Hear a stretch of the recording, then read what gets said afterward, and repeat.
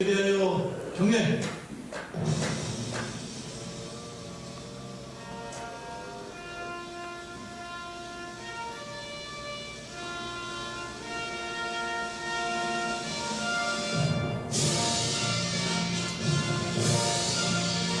나는 자랑스러운 희극이야. 자유롭고 정의로운 대한민국의 무궁한 영광을 위해 충성을 다할 것을 굳게 다짐한다.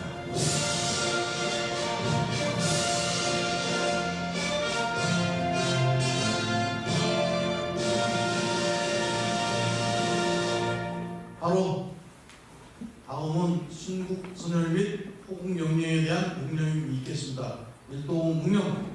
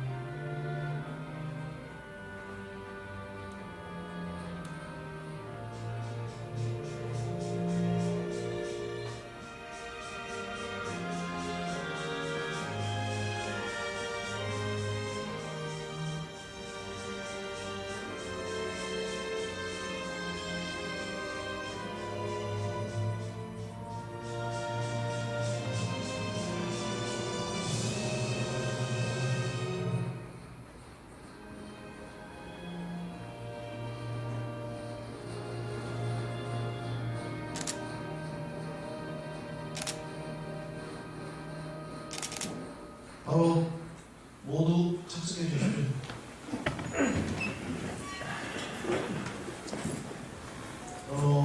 오늘은 작년 10월 13일 날 과거 국방포럼의 후심으로 서울 안보포럼이 법인화해서 창립이 되었습니다.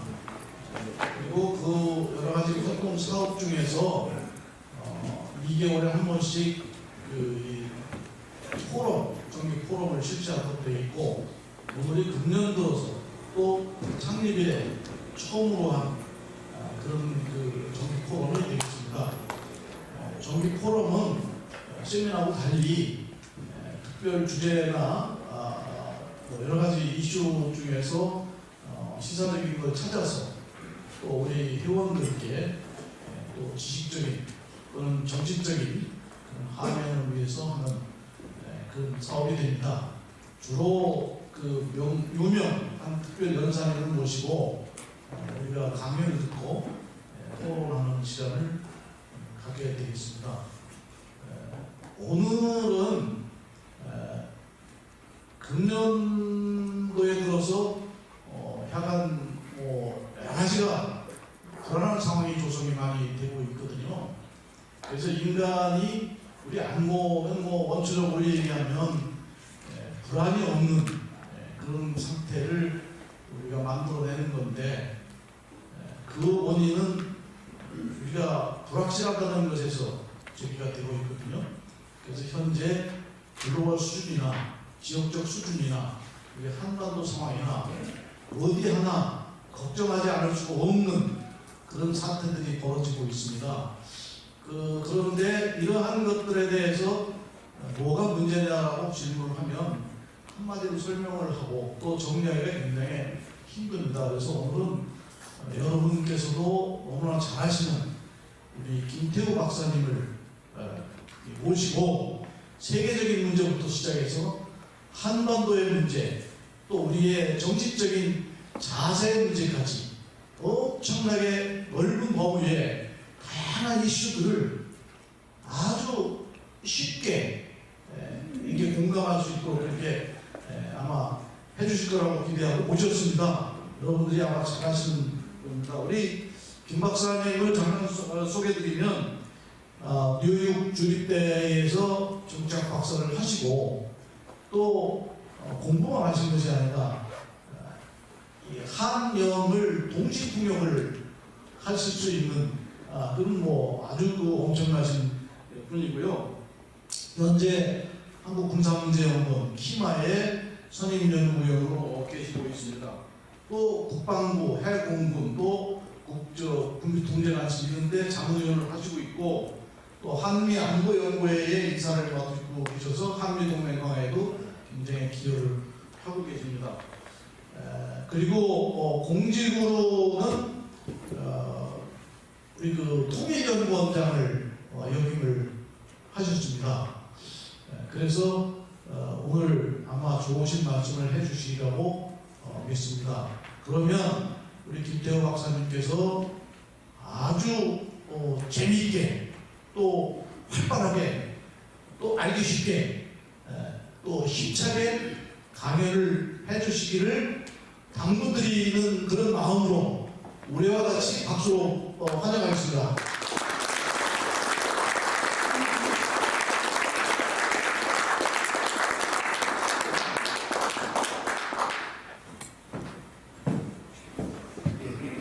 반갑습니다. 김태우. 이제 여러 공자님들을 모셔놓고 그 앞에서 문장을 써야 되는 일은 참 어려운 입니다. 다 잘 아시는 얘기를 제가 중공부하게 되지 않을까 상당히 두렵습니다만, 그래도 제가 생각하는 글로벌 안보 문제 한번 쭉 개관을 한번 해보고 한반도도 한번 해보고 결론도 좀 내려보고 그것도 좀 외쳐보고 싶고 그렇습니다. 우리 정준일 박사님은 제가 강의 시간을 얼마로 하면 좋냐니까 원하는 대로 시간에 말씀하셔서 오늘 한 7시간 정도 예, 한 70분 정도는 해야 되겠다 생각하는데 뭐 하다가 다 말을 못하면 그냥 딱 끊겠습니다. 실수 넘어가서는 안 되겠죠. 그죠? 오늘 말씀드리면서 제가 아마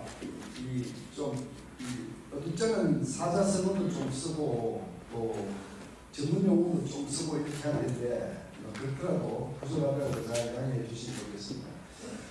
오늘 제가 택한 이 제목은 작년에 있었던 안보 이슈, 글로벌 차원의 안보 이슈를 쭉 한번 훑어보면서 이게 한반도에 어떤 영향이 있는가, 이게 한반도 안보 이슈도 한번 훑어보고 이렇게 해서 결론을 내릴 텐데 이 제목이 의미하는 바와 같이 글쎄요, 여러분들 어떻게 동의하시는지 모르겠습니다만 제가 느끼기에는 6.25 전야 이래 지금처럼 전쟁이 일어날 수 있는 여건들이 잘 갖추어질 때가 있습니다. 굉장히 위험한 시기라고 저는 어떻게 보면 진퇴양난이죠.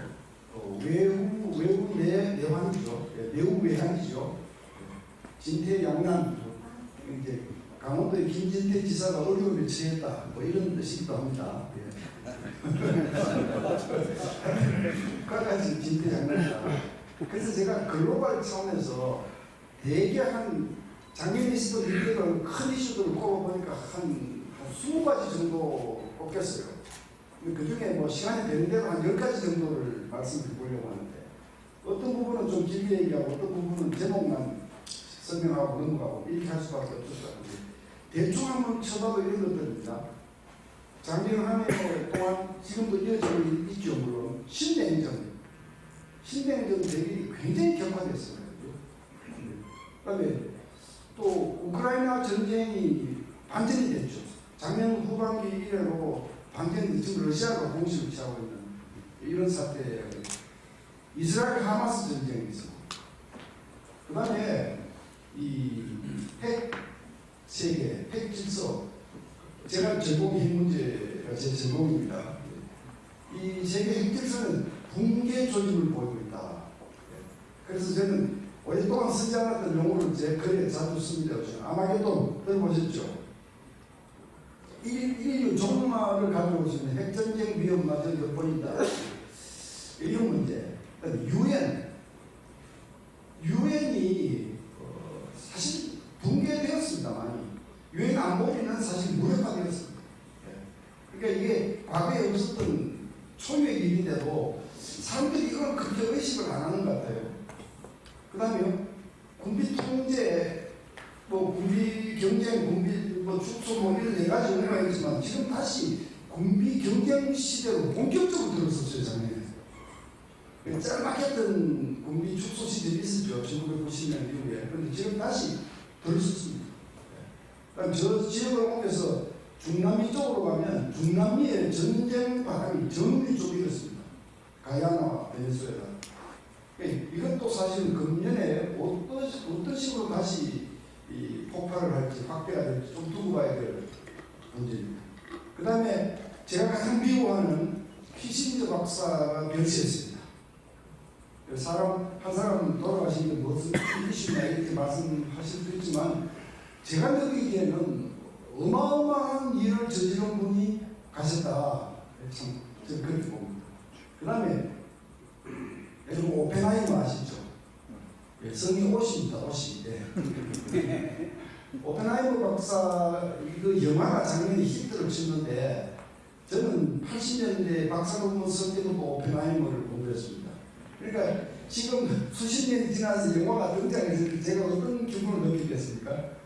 근데 그 영화를 보면서 정말로 옛날 고민했던 것들을 다시 저한테 소환을 시켜주는데 이게 굉장한 의미가 있고 오펜하이머가 겪었던 그 딜레마, 고뇌 이런 것들이 지금 한반도 상황하고 관련이 있기 때문에 이것도 큰 사건입니다.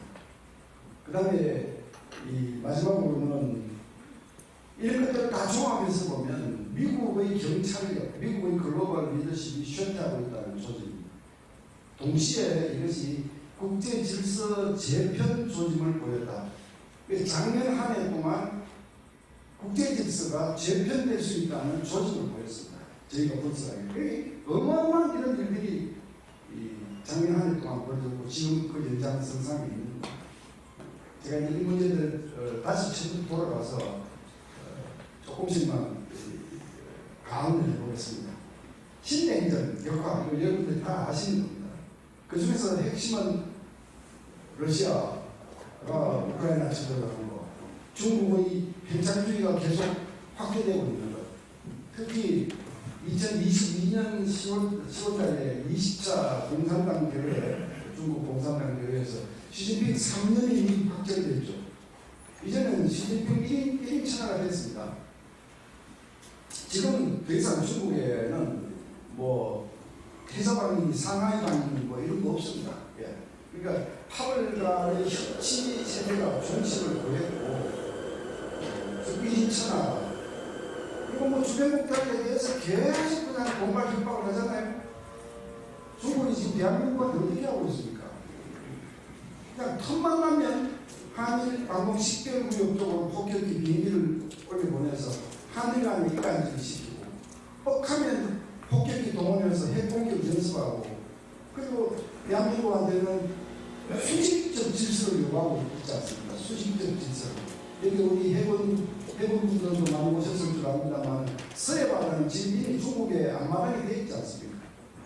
과거에 뭐 123.5도 중간선을 기점으로 해서 서로가 예우를 지키고 뭐 군함들이 쓰고 그 선을 넘어가지 않고 뭐 이건 다 옛날 예정입니다. 옛날 예정입니다. 그러니까 신냉전 상황이 격화됐다. 이거는 다른 말로 좀 유식하게 얘기를 하면 새로운 불량 국가군이 새로이 등장했다. 로그 스테이지가 새로 등장했다. 과거에 있었지만 다시 바로를 한 거죠. 그 대표적인 4개 나라가 러시아, 중국, 이란, 북한이 된다는 거죠. 이 나라들은 무력을 통해서 현상을 변경하겠다. 무력을 통해서. 이게 공동 목표입니다. 이 네 나라들이 각기 따로 플레이를 하는 게 아니라 칼텔이 돼가지고요. 서로 도고 있는 거죠. 지금 뭐 러시아에 북한 무기가 들어가고 팔레스타인의 그 땅에 하마스와 손에 북한제 무기가 손에 들려있고 중국이 이란을 배후에서 돕고 이란이 또 이란과 북한이 러시아에 미사일과 탄약을 제공하고 드론을 제공하고 이 4개 나라가 세계 질서를 흔들고 있는 이 신냉전 상황이 격화됐다. 이게 틀림없는 사실입니다. 자, 그게 이제 신냉전 상황이고요. 그럼 이제 두 번째 얘기하는 하마스 이스라엘 전쟁인데 뭐 거기 디테일하면 신문 방송 보시는 게 여러분들 아실 겁니다만 제가 여기서 오늘 강조드리고 싶은 것은 하나의 분석 틀을 놓치지 말라는 말씀을 드리고 싶어요. 이스라엘 하마스 전쟁을 그 전통적인 지역 문제, 즉 이 유대민족과 이 팔레스타인 간의 뭐 영토 문제, 뭐 과거의 연고 문제, 종교 갈등 뭐 이런 걸로만 본다면 그거는 우리한테는 먼 산에 부르지요. 강 건너 부르지요. 예, 우리는 별로 뭐 신경 쓸 것이 없는 저쪽 동네 일이죠. 그런데 그거는 하나의 분석 틀일 뿐입니다. 신냉전이라고 하는 분석 틀에서 놓고 보면 이스라엘에서 팔레스타인 땅에서 벌어지고 있는 하마스의 전쟁이 결코 남의 일이 아니죠. 거기에 지금 사실은 그 하마스 전쟁은 저희가 보기에는 이란이 일으킨 전쟁입니다. 이란이 중동의 맹주로 구상하고 중동 질서를 재편하기 위해서 자기들이 거느리는 소위 프락시들 있잖아요. 뭐 후티라든지 뭐 또 헤즈볼라라든지 하마스는 종파가 다르면서도 이란 도와주고 있죠. 이것들을 부추겨서 질서를 재편하려고 하는, 그러니까 이게 신냉전이라고 하는 분석 틀에서 보면 이게 곧바로 우리 문제가 되는 거죠. 미국이 우크라이나에서 피곤증을 드러내고 있고 또 이스라엘 중동에서도 마음대로 못하고 있죠. 과거 1990년 이 이라크 혼내줄 때 그런 미국 모습은 지금 없습니다. 예. 바이든 대통령이 뭐 무능한 건지 뭐 늙어서 그런지 뭐 자주는 저는 전혀 미국답지 않습니다. 예. 미국이 이렇게 필요성을 느낀다면 이게 중국이나 북한한테 어떤 메시지를 줄 것이냐. 굉장히 심각하죠. 예. 한반도에서 사고를 쳐도 미국이 한국을 도울 수 있는 여력이 없을 것이다. 만약 그렇게 판단한다면 한반도에는 곧바로 전쟁의 그림자가 몰려온다. 굉장히 신경 쓰이는 부분이죠. 신냉전 틀에서 본다면 중동 사태도 남의 사태가 아니다. 그런 문제죠. 난 이제 세 번째로 얘기할 것이 이제 핵 문제. 이게 참 복잡한 얘기지만 한마디로 지난 수십 년 동안 유지되어 왔던 세계 핵 질서는 지금 그냥 정신없이 흔들리고 있죠. 미국하고 과거에 소련이 맺었던 뉴스타트 같은 전략 핵 제한 조약 같은 이런 것들이 다 무너졌습니다. 지금 사실 그거 하나 남았죠. 중요한 핵군축 조약으로는 미국과 러시아가 개성에서 지키고 있던 그 뉴스타트가 작년에 러시아가 탈퇴해버렸지 않습니까? 탈퇴 그거 하고 나서 이어서 CTBT에서도 탈퇴했어요. CTBT 뭔지 아시죠? 포괄적 핵실험 금지조약. 이것도 굉장히 중요한 온 인류를 위한 사실은 이 성과였습니다. 핵군비 통제 성과였습니다. 더 이상 핵실험을 하지 말자.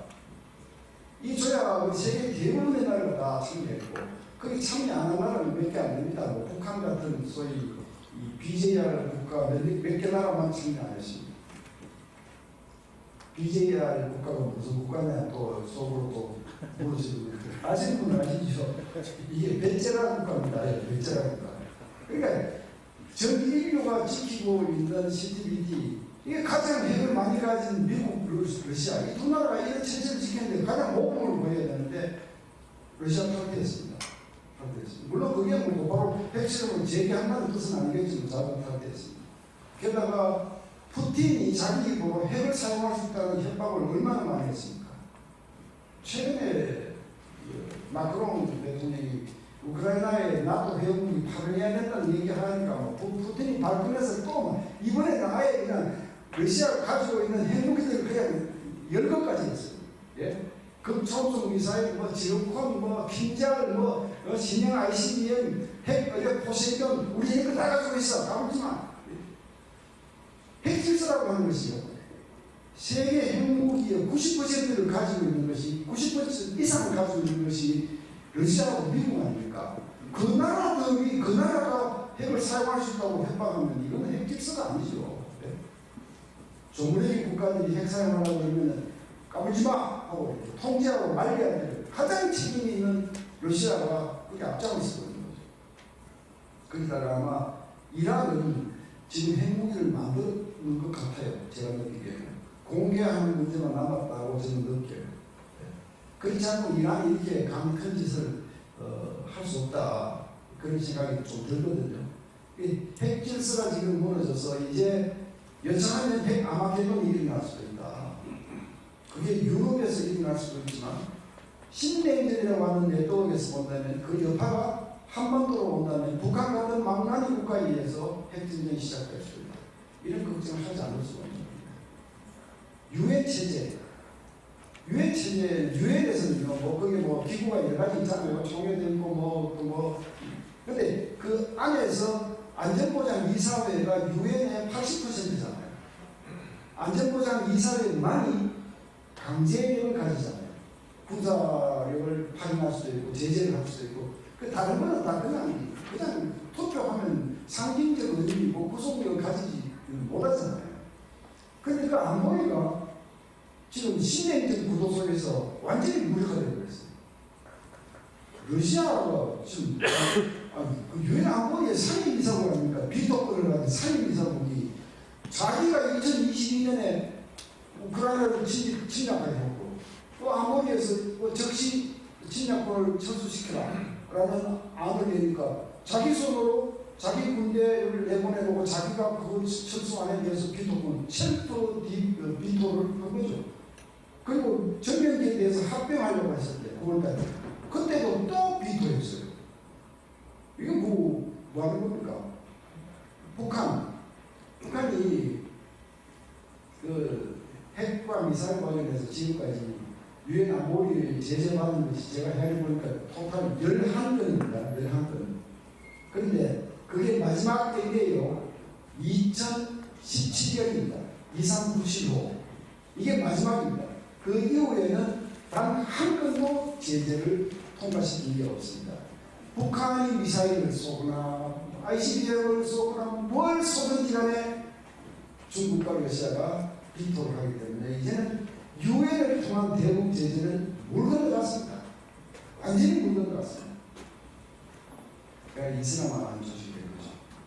이슬람화하는 조직. 우리가 유엔에 내는 그 예산 분담금이라고 있잖아요. 그죠? 그게 뭐 한 2.5% 정도 되는 것 같습니다. 북한이 뭐 0.005%가 뭐 이래요. 그러니까 얼핏 보니까 우리의 500분의 1밖에 안 돼요. 500분의 1밖에. 그렇게밖에 안 되는 북한이 중국과 러시아 비호를 받아가지고 유엔을 흔들고 있는 이런 형국이거든요. 그러니까 많은 학자들이 유엔을 쇄신할 수 없느냐 고민을 많이 해요. 저도 글도 썼어요. 없어요. 방법이 없어요. 방법이 없어요. 그게 이런 거예요. 그 대만을 쫓아내고 중국을 받을 때, 중국을 안보리 이사국으로 상임 이사국으로 받을 때, 그때 유엔 총회 계기가 있었는데 그 총회 계기에서 표가 좀 모자라고 총회는 구속력을 가지는 기구가 아니고 그거를 문제 삼아서 중국을 다시 쫓아내자 뭐 이런 방안도 있고요. 또 뭐 안보리의 뭐 규칙을 바꾸고 뭘 바꾸어서 이 거부권을 여러 나라한테 더 많은 나라들이 갖도록 해서 중국과 러시아의 파워를 희석시키자 뭐 이런 논의도 있고 여러 가지 논의가 있는데 몽땅 다 도움입니다. 안 됩니다. 왜? 그거 자체, 그 변화를 가져오는 것 자체가 유엔 안보리 상임이사회를 상임이사회를 통과해야 돼요. 안보리 이사회를 통과해야 돼요. 거기서 중국이나 러시아 한 나라만 비토권을 행사해도 안 되는 방법이 있다면 카톡방하고 같아요. 뭐 와서 막 그냥 뭐 개판 치고 막 도배질 하는 사람 야 너 좀 카톡방에서 나가 안 나가잖아요. 방법이 뭡니까? 다시 만들잖아요. 다시 그 방법이 있는데 이게 지금 오늘날 현실이다. 대한민국에서 가까운 얘기죠. 군비 경쟁 시대가 다 새로 열렸는데 이건 물론 뭐 촉발한 것은 러시아입니다. 우크라이나 침공. 좀 더 멀리 따지면 2014년도에 돈바스 전쟁 또 크리미아 반도 전쟁 이때부터 우크라이나 침략하면서 이제 이 군비 경쟁 분위기가 확 일어났죠. 지금 어쨌든 이 국방 예산을 보면 각국의 국방 예산을 보면 지금 눈에 띄게 늘어나고 있습니다. 중국은 뭐 7%씩 국방 예산을 늘려가지고 중국 국방 예산이 우리 돈으로 한 300조 정도 되는 것 같습니다. 300조. 우리의 한 뭐 5배 정도 되는 것 같아요. 그보다 미국은 한 3.5배 정도 되는 것 그런데 이제 유럽과 일본 이런 나라에서 굉장히 많은 정액을 지금 해야 되는 상황입니다. 일본은 이미 2027년까지 GDP의 2%로 가겠다 선언했습니다. 이건 일본의 재무장관이 아니에요. 일본의 재무장관이 우리한테 유리하냐 불리하냐 이런 얘기를 이 방을 떠나서 바깥에서 얘기하면 또 난리 치는 사람들 있죠. 네? 네. 근데 사실 여러분들은 다 공감하실 거예요. 지금 대한민국을 위협하는 주된 위협은 북쪽에서 내려오는 겁니다. 이 시대에. 그렇다면 남쪽 국가가 우리 힘명할 수밖에 없는 거죠. 누군들 뭐 일제 뭐 시대 그거 뭐 기억 못해서 뭐 친일 발언하는 겁니까? 그런 거 아니거든요. 지금. 어쨌든 유럽도 그렇게 재무장하고 유럽은 트럼프 대통령이 유럽을 과거에 얼마나 싫었습니까? 아니 나토라고 하는 거대한 동맹조약을 맺어서 유럽을 보호해주는 미국 입장에서는 GDP의 3.5% 4%를 국방비로 쓰는데 정작 보호를 받는 너희들은 1%밖에 안 써? 이런 고약한 놈들이 있어? 왜 트럼프가 말이 틀린 건 아니에요. 네?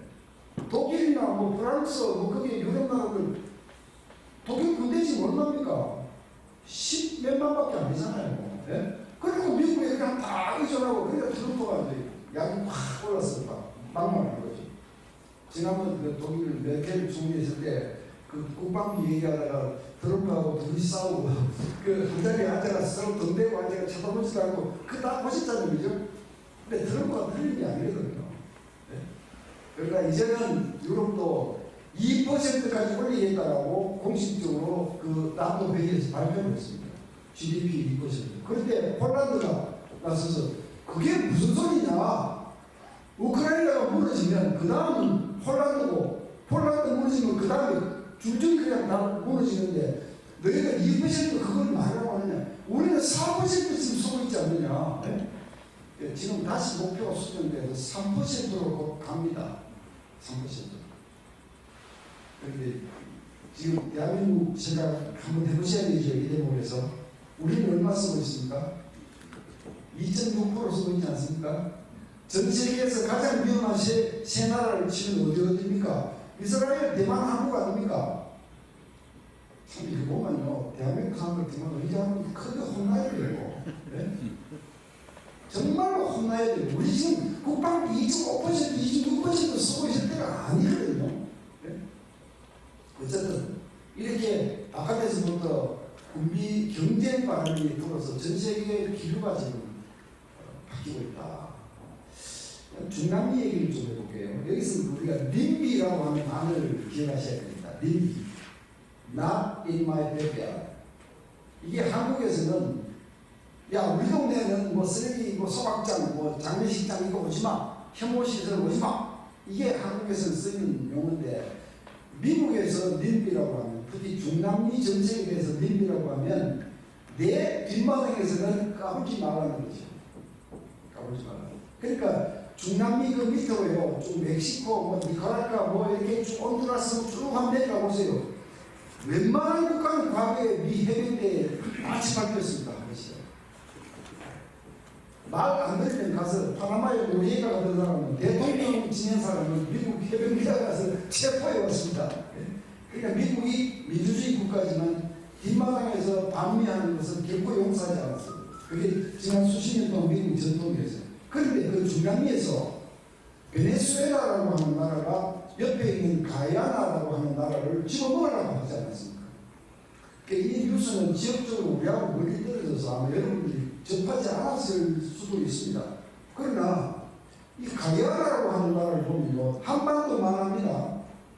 베네수엘라 옆에 붙어있는 굉장히 가난한 나라예요. 인구 80만 명밖에 안 돼요.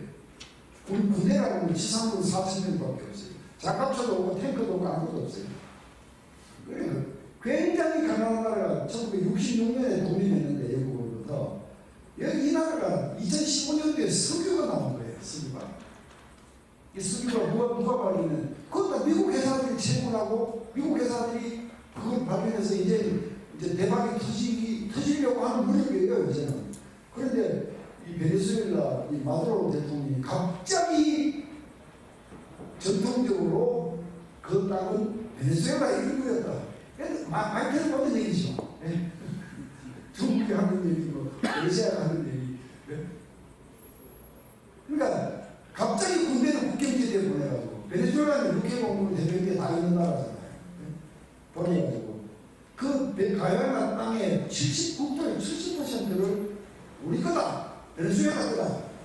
이거 만약 틀리냐? 이거 합병하겠다. 국민투표에 붙이겠다. 11월까지 국민투표 했습니다. 진짜로. 했는데 아니 남의 나라 땅을 우리 땅으로 합병하는 것이 옳으냐 틀리느냐를 자기 나라 국민을 상대로 국민투표를 하는 게 영국이 어디 있습니까? 네? 이런 망나니 짓을 하는데도 미국이 큰 지킴고 그 석유 권리가 베네수엘라로 넘어가면 바로 미국 회사들이 다 수탈을 당하는 입장인데도 바이든이 지켜놓고 있었어요. 와, 이건 정말 저는 그 관계를 보면서 많은 사람들이 우리가 미국과의 동맹을 의존해서 우리 안보를 내맡기고 가는 이 체제가 과연 옳은 것이냐 이런 고민을 할 수도 있겠다. 자, 이제 그런 문제 뒤에 이 사태가 금년에 어떤 식으로 다시 터질는지 저만대까지 한번 두고 보십시다. 미국이 과연 개입을 할 건지 계속 내버려둘 건지 한번 지켜보겠습니다. 난 이제 키신저 벌써 뭐 한 25분 얘기했네요. 그 25분 얘기했는데 또 세계 중요한 이슈를 한 8가지, 7가지 제가 훑어봤습니다. 그죠? 아무나 이렇게 하는 건 아닙니다. 키신저가 별세했는데 제가 키신저를 미워하는 이유는요. 오늘날 우리가 중국한테 시달리고 이 신냉전 구도에서 대한민국이 갈등을 잡지 못하게 힘든 상황을 맞이했는데 이 원죄는 키신저한테 있다.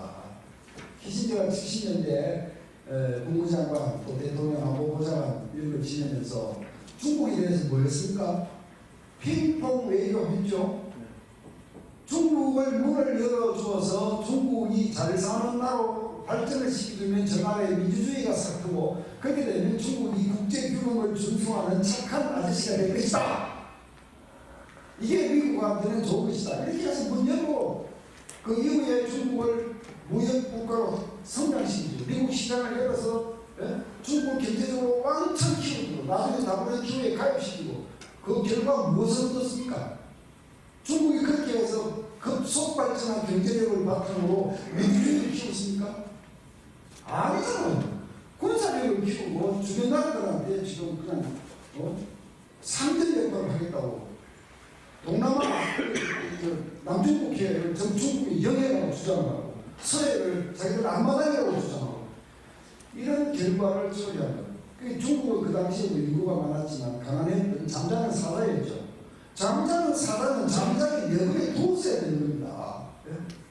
사실 이게 키신저의 잘못입니다. 큰 잘못입니다. 얼마 전에 그 미어셰이모 교수가 쓴 겁니까? Great Illusion, 대착각. 그 책에 보면요, 이런 반성이 후천적이 들어있습니다. 후전적이 중국을 잘못 봤다라는 거예요. 그다음에 베트남 월남전에서 어떻게 했습니까? 갑자기 1973년에 미국이 베트남 전쟁에서 지쳤죠. 베트남이 코드마에 그 진영탄에서 빠져나오고 싶어서 파리 평화회담을 갑자기 그냥 급진전시켜서 평화회담하고 나왔습니다. 미국 출동했습니다. 그때 바로 똑같은 논리로 키신저가 베트남이 공산화가 되더라도 중국의 압박을 받는 것이기 때문에 중국을 견제해야 되기 때문에 미국의 친구가 될 수밖에 없다. 그러니까 더 이상 우리 미국 군인들을 희생시키지 말고 베트남에서 나오자. 이게 키신저 아닙니까? 소위 강대국 파워들었어. 강대국 정치. 그 말이 맞았습니다. 베트남은 통일 이후에 공산주의 국가가 되었지만 여전히 중국으로부터 위협을 받고 중국을 견제해야 되는 입장. 그래서 오늘날 미국하고 굉장히 친한 친구가 되었죠. 그 메커니즘 속에서 대한민국하고도 굉장히 친한 나라가 됐습니다. 그 맞다니까. 근데 거기서 뭘 하나 키신저가 빠뜨린지 아십니까? 굉장히 중요한 걸 빠뜨렸습니다. 베트남이 1975년에 공산화가 되고 10년 동안 문을 걸어 잠그었습니다. 공산 베트남이 소위 도이모인 정책이라는 거죠. 개방 정책을 택한 것은 1986년에부터 그때까지 10여 년 동안 문을 잠그고 뭐했습니까? 수천했잖아요. 수천. 사실 그 베트남 공식 통계도 발표하지 않기 때문에 얼마가 죽었는지 모릅니다만 많은 전문가들이 적어도 500만 명은 죽었다. 한 100만 명 정도가 바다로 나갔다는 거죠. 보드 피플로. 그래서 나가서 그 중에서 수십만 명은 육지를 밟아보지 못하고 다 산호가 되었다. 어마어마한 킬링 필드가 펼쳐지고 수많은 사람이 죽고 여기에 대해서 키신저는 눈을 감은 겁니다. 만약 미국이 그 키신저 방식으로 동맹 정책을 취한다면 대한민국한테도 어떤 방식으로 철수를 하고 돌아갈지 참 끔찍한 얘기죠. 끔찍한 얘기죠. 그래서 키신저의 죽음에 대해서 저는 굉장히 많은 감정이 제 가슴 속에서 교차한다 하는 말씀을 드리고요. 그다음에 이제 오펜하이머 얘기를 좀 해야 되겠는데요. 이분은 1904년도에 태어났어요. 뉴욕 맨하탄에서 태어났는데 1904년에 태어났으니까 뭐 저하고 거의 동갑이죠. 그죠? 그러니까 이 사람이 태어나서 18살 때 하버드에 들어가고 23살 때 독일에서 박사를 받았어요. 그러니까 천재죠. 천재. 그러니까 저의 젊은 시절이 회상되더라고요. 야, 이 굉장히 천재구나. 그게 거짓말인데, 지금 드린 말씀 거짓말. 그런데 그 당시에 1939년에 아인슈타인이 미국 루즈벨트 대통령한테 편지를 썼잖아요. 그죠? 이대로 가면 나치 독일이 핵무기를 먼저 만든다. 그러니까 미국 정부가 깜짝 놀라서 시작한 게 맨하탄 프로젝트. 맨하탄 프로젝트가 1942년에 시작을 했죠. 그게 1941년에 일본이 진주만 공격을 하고 태평양 전쟁이 터지면서 시작이 좀 늦어진 겁니다. 그래서 42년에서 45년까지 맨하탄 프로젝트가 추진돼서 그 프로젝트를 통해서 핵무기 3개 만들었죠. 핵무기 3개 이름 혹시 아십니까? 맨 끝에는 뭐죠? 맨 나중에 터뜨린 거? 팬맨. 그 다음에 중간 거는 리듬. 그까지는 다 아세요. 맨 처음 만든 핵무기 아세요? 게젯이라는 건데. 그러니까 요 게젯은 그 뉴멕시코 주에서 핵실험을 하는 데 썼죠. 그러니까 사람들이 뉴멕시코에서 핵실험했다니까 또 운동한 사람들은 아니 미국이 자기 핵무기를 왜 멕시코에 가서 핵실험을 했냐고. 이 중에는 아마 그런 분은 안 계실 텐데. 자우시가 그 핵무기를 만드는 그 연구 책임자로 임명 받은 사람이 오펜하이머입니다. 약반 38세에 어마어마한 프로젝트의 총 연구 대상이 돼서 근데 이분이 중간중간에 고뇌를 넣었거든요. 중간중간에 이 핵무기를 막 만들고 있는데 독일이 한국에 있잖아요. 1945년 5월달에 그러니까 그 과학자들이 아니 독일 때문에 우리 맨하탄 시작했는데 독일 한국에서 이제 그 맨하탄 중간에 이게 막 미국 학자들이 막 이제 그 유명한 그 프랭크 리포트라는 보고서를 올리고 근데 이 진짜 사나이 있잖아요. 진짜 사나이가 강력국 근거입니다. 진짜 사나이 누군지 아시죠? 트루맨 대통령이 강력국으로 일본하고 아직도 싸우고 있어. 그죠? 그때도 오펜하이머가 권대를 넣습니다. 아 이 무기를 계속 만들어야 돼 말아야 돼. 근데 대통령이 오라 하고 계속 무기를 만들죠. 그렇게 해서 이제 무기 핵실험까지 성공하고 그 이제 히로시마 나가사키 이거를 어디다 떨어뜨릴 것이냐. 그러니까 뭐 많은 사람들이 어떻게 이 잔인한 핵무기 어마어마하게 많은 사람이 죽을 텐데 대도시에 떨어뜨립니다. 말이 안 된다. 이런 사람들이 많았죠. 근데 그때 트루먼 대통령이 그랬죠. 이 무기를 가지고 대량 살상을 해서 일본군의 결사 함정을 조속히 종결시키는 것이 더 많은 사람을 살리는 것이다. 맞는 말이죠. 사실 틀린 말은 아닙니다. 이때도 오펜하이머가 고심을 하다가 그 말이 맞다. 그래서 대도시에 떨어뜨려야 된다.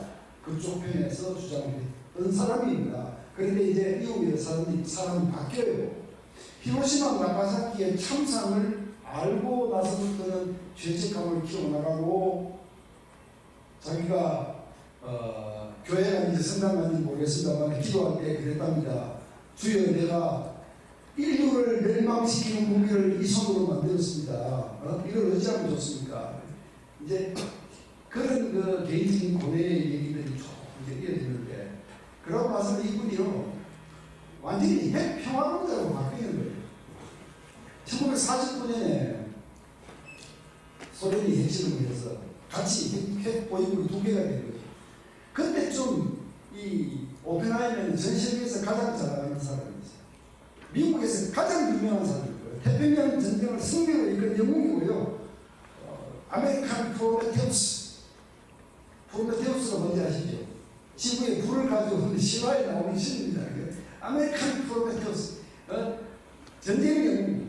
그러니까 30개가 넘는 각종 원자력 관련 기관을 직접 책임을 지거나 자문을 하는 그리고 뭐 타임지에 뭐 올해 인물로 선정돼서 표지 인물이 되기도 하고 막 그냥 인터뷰와 요청이 쇄도하는 이런 삶을 살았는데 소련이 핵무기를 가지자 이 양반이 그때부터 본심을 드러냈어요.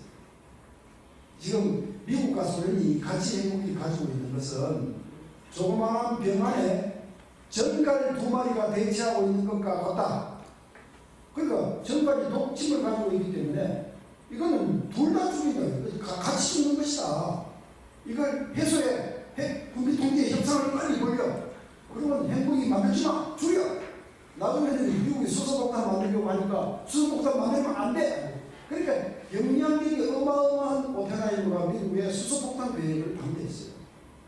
이때부터 고난이 시작되죠. 저 뺄레이다, 저 간첩이다. 온갖 수소문이 돌고 실제로 오펜하이머 와이프도 그랬고 동생도 그랬고 주변 인사들이 좌성향 인사들이 꽤 많았어요. 그래서 이제 그때부터 조사를 하기 시작해요. 미국 원자력위원회가 불러서 조사하고 미국 의회도 청문회 불러내고 집단 그때부터 메카시즘 아시죠? 이 메카시즘이 광풍을 불대요. 그때가 미국 전역에 그 광풍 속에서 완전히 빨갱이로 몰립니다.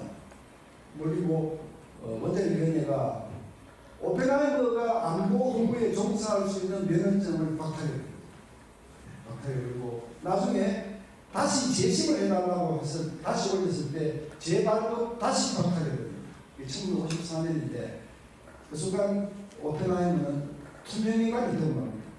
완전히 미국에서 버려진 양에 비해서 쓸쓸하게 1967년 63세 젊은 나이로 생각하면 이게 참 오펜하이머가 겪었던 비문인데 제가 이게 왜 우리하고 관련이 있는가 하는 말씀을 제가 결론 부분에 가서 말씀드리겠습니다만 이 오펜하이머라는 영화가 작년에 공진의 히트를 치고 금년 얼마 며칠 전에 미국에서 열린 아카데미 시상식에서 작품상, 감독상, 음악상 7개 부문을 수상했습니다. 그 영화 보시면 사실 돈도 별로 안 드는 영화예요. 다큐멘터리 비슷한데 그러니까 완전히 그 감독은 돈 들이고 대박 친 거예요. 네? 그 의미 때문에 영화가 가지고 있는 컨텐츠 때문에 대박을 쳤는데 제 가슴이 많이 울렁거렸어요. 오펜하이머를 보면서. 자 이제 이게 제가 9번째 얘기입니다. 10번째 얘기는 미국의 위상 아까 말씀 이게 이제 앞에 말씀드린 9가지를 다 총정리한 얘기일 수도 있습니다. 10번째 안보 이슈는 미국의 지도력이 많이 떨어졌다. 이것이 국제 질서를 재편할 수 있다는 어떤 조짐을 보는 것이다. 당장은 얘기는 아니겠지만 부자가 망해도 3년을 간다는 식으로 미국이 쇠락한다 하더라도 10년, 20년 안에 그냥 투명 국가가 되는 건 아니지 않습니까? 그런데 좀 멀리 내다본다면 전 세계가 다시 3분 될 수 있겠구나. 3분. 그러니까 이 중국, 러시아, 이란, 북한 같은 소위 불량 국가들, 전체주의 불량 세력들로 구축되는 한 그룹이 있을 수 있고요. 또 기존의 질서를 지키려고 하는 친서방 민주주의 국가들이 한 세력이 있을 것이고, 그리고 이것도 저것도 아니고 양다리를 치고 있는 제3국가들 한국 이렇게 전 세계가 세 개의 그룹으로 나뉘어지는 조짐이 제 눈에는 보였습니다. 이제 예를 들어서 말이죠. 지금 미국이 뭐 인도 뭐 호주 이런 나라를 제대로 통제하고 있는 것 같지 않습니까? 제가 보기에는. 인도는요 그 쿼드의 한 멤버 아닙니까? 근데 쿼드 제대로 작동합니까? 안 합니다. 러시아로부터 무기 석유 사지 말라고 그렇게 얘기해도 인도는 말을 갖고 다 사요. 인도는 인도 나름대로 양다리가 있어요. 적당히 미국하고 친하고 러시아하고 적당히 친한 이건 말 안 들어요. 호주 같은 나라는 노동당 정부가 들어서서 중국에 대한 기조가 확 바뀌어버렸어요. 이 오커스를 만들 때, 쿼드를 만들면 오커스를 만들 때 그때 호주하고 지금 많이 달라졌어요. 기조가. 중국에 대해서 적대적이지 않고 적당히 이렇게 하려고 하는 이게 큰 눈에 보이는데 미국이 통제를 못하고 있는 거죠. 이런 것들을 보면 미국의 지도력이 한계에 왔는데 여기에 대해서 여러 가지 설명이 있습니다. 어느 설명이 맞다고 저도 확실히 못하는데 첫째 설명은 대선 때문입니다. 미국이 다시 이 주요한 분쟁에 휘말리는 거 미국 국민이 싫어한다. 그래서 적당히 물적거리고 있는 것이다. 내가 힘이 없어 이런 것은 아니다. 이렇게 설명하고 두 번째는 바이든이 멍청해서 그렇다. 바이든이 무능이다. 이렇게 보는 시각이 있고 세 번째는 미국의 국력이 과거에 비해서 비중이 떨어졌기 때문에 불가피하게 찾아오는 현상이다. 그리고 사람도 그렇잖아요. 나이가 들면 어떻게 해요? 죽으면 늙어야죠. 네? 아니구나. 늙으면 죽어야죠. 미국도 그런 한계를 지금 불가피하게 느끼고 있는 것이다. 이 세 가지가 또 어쩌면 다 맞는지도 모르겠어요. 어쨌든 대한민국은 이런 추세를 보고 있습니다. 자, 이상이 김태우 박사가 분석한 글로벌 안보 환경입니다. 한반도 얘기. 이거 제가 깊이 얘기할 시간은 없을 것 같아서 깊이 말씀을 안 드리겠습니다. 대충 이런 것들입니다. 북한의 핵위협이 한층 더 강해졌다. 부인할 수 없는 사실입니다. 그 다음에 워싱턴선은 이게 우리 안보에 어마어마한 의미를 가져가죠. 캠프 데이빗 이것도 어마어마한 의미를 가져가죠. 특히 또 한반도에서 북한이 작년 후반기에 정찰 위성을 쏘고 9.19 군사합의가 파기되고 남북관계가 같이 설전이 아니죠. 우리는 북한한테 험한 말 안 하니까 북한은 우리한테 일방적으로 험한 말 하는 건데 어쨌든 남북관계에 다시 긴장이 오고 이 국면 이것도 굉장히 중요한 사건이었습니다. K방산이 전 세계적으로 유명세를 떨치고 대박을 치듯 이것도 한반도 안보 이슈라고 저는 중요한 이슈라고 칩니다. 이런 이슈들이 발생을 했고 지금도 하고 있고 그 다음에 우리 내부적으로도 우리 군심을 분열시키고 군의 사기에 지장을 줄 수 있는 꽤 중요한 사건들이 여러 개가 있었습니다. 최상명 사건 이게 전체적으로 민감한 이슈가 돼서 우리 군의 사기나 이 사기 저항과 분열을 가져올 수 있는 사안들이 사실 부상을 했고 그 다음에 한국군의 뿌리 얘기 이것도 뭐 만만치 않아요. 만만치 않아요. 그 다음에 또 한 가지 있습니다. 여러분도 잘 생각 못 하실 수도 있는데 작년 2월 7일 날요 대한민국 법원이 베트남 전쟁 동안 우리 청룡부대한테 가족들이 몰살당했다고 주장하는 베트남 엄유엔 티탄이라고 하는 여인이 손해배상을 청구한 것에 대해서 한국 정부가 배상을 하라고 판결을 하는 1심 판결이 나는 것입니다. 이게 뭐 조그마한 일 같지만 저희는 조그마하게 보고 있지 않습니다. 그런 식으로 한국군이 베트남에 가서 양민을 학살한 군인으로 이렇게 자기적인해서 배상을 하는 것이 우리 국가 이익과 안보 이익과 우리 군의 사기에 무슨 도움이 되는가 하는 이런 생각을 한다면 그 2심에서는 우리 판사님들이 정말 좀 제거해 줬으면 좋겠다. 이런 부분들이 꽤 있습니다. 이런 얘기들을 가지고 제가 이제 남은 시간을 좀 하려고 했습니다. 핵 문제, 핵 위협이 강화됐다는 얘기.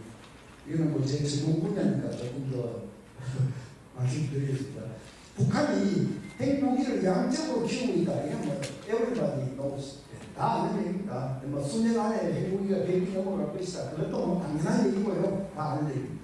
그런데 놓치지 않아야 될 것은 질적으로도 굉장히 위험해졌다는 거. 질적으로.